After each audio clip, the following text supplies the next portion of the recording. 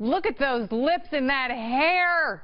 The life of a rock star ain't easy. Just ask Sebastian Bach. He was the front man of the hard party in 80s and 90s metal group Skid Row. Would you call yourselves metal? Some songs. Look, there's Sebastian. Not all the songs, some songs. All right, cocaine on the restaurant tables for lunch, booze-filled 747s to the Soviet Union, fights with Hell's Angels, all while having sex, listening to his own music. Bach tells a lot in his new memoir. If you love rock memoirs, you have to get this book, 18 in Life on Skid Row.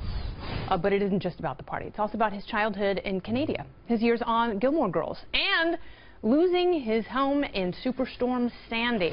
Sebastian Bach joins me now. It's great to see you. What a whirlwind. Good to see you. The last time I saw you was at some charity thing in like 1993 or something. You look great. You have a great memory. Yeah. And how have you maintained your voice throughout all the coke use? Well, cocaine and Jack Daniels tends to do a number on the vocal cords, but you are still singing and... Yeah, I don't do cocaine, and I don't drink Jack Daniels. So. Not anymore. Are you completely sober now? No, but I haven't touched either of those two things in about 20 years. It's like Merlot and Advil now? Something like that. Good for you. Well, you have been extraordinarily busy, and the book is rich and thick. You have said that your favorite autobiography is from Keith Richards. I love that, and I don't understand how that works. Like the guy that, you know, snorts his dad's ashes from the funeral urn. Yeah. He has like the best rock book. Yeah. Like the most well-written, lucid book. Yeah. You know, so it's amazing. Was there ever a time, especially in the late 80s, because I remember I moved to Los Angeles in 1990, and glam was in full swing. Yes. And the Rainbow and the Roxy and all those places. You talk about doing lewds under a table with Lars from Metallica and Duff from Guns N' Roses. Was there ever a time you thought you weren't going to make it out of there? When you're that age, you think you're indestructible. Yeah. You know, and you don't really think it's bad for you. When back then we didn't know that it was very bad for you. I remember vividly when the basketball player Len Bias died. Yep.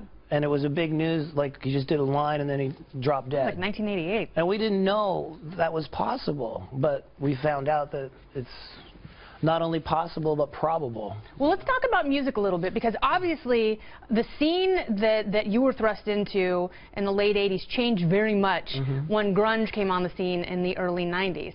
Tell me about that shift. When did you realize that there was a shift taking place, and how did you feel about it? When did I realize it? I think I realized it when I saw the video for Smells Like Teen Spirit. Yeah. And there was never any video or song like that before. It was a new sound, and people were responding to it.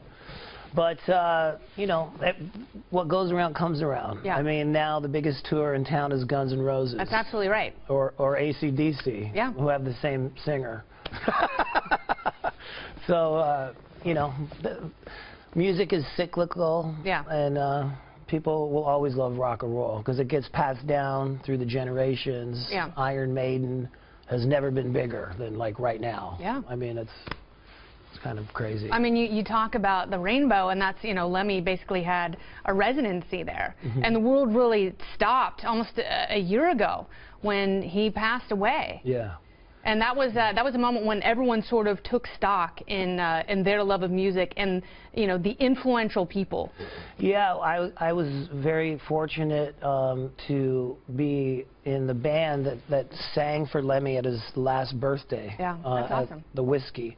Were you close with him? Yeah, he was always a big Skid Row fan, would come to our shows and call me up when Motorhead was in town and invite me to his shows, and we miss Lemmy, and we miss Glenn Frey.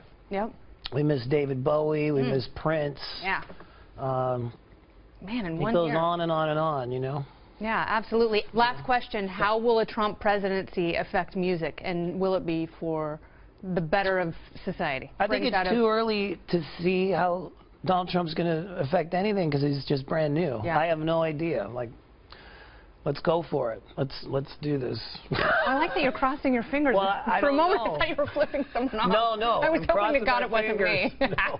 Fingers crossed. All right, Sebastian Bach, the best part of your book and the thing that will sell millions of copies is, of course, you have to get a shot of this. Can you show that on TV? Yeah, I think so. Yeah, gold lame. Look at the inside jacket cover. Is that not extraordinary? That is so creative. Was that your idea? Yes. Ah, well done, a marketing genius. It's like Tiger Beat, like with the pull-out poster. You don't have to tell me. I love it. I am the tiger. Grr. Thanks, Sebastian. Sebastian, thanks for coming by. I really appreciate it. Thanks, Kennedy. Great to see you again. Thanks, man. All right.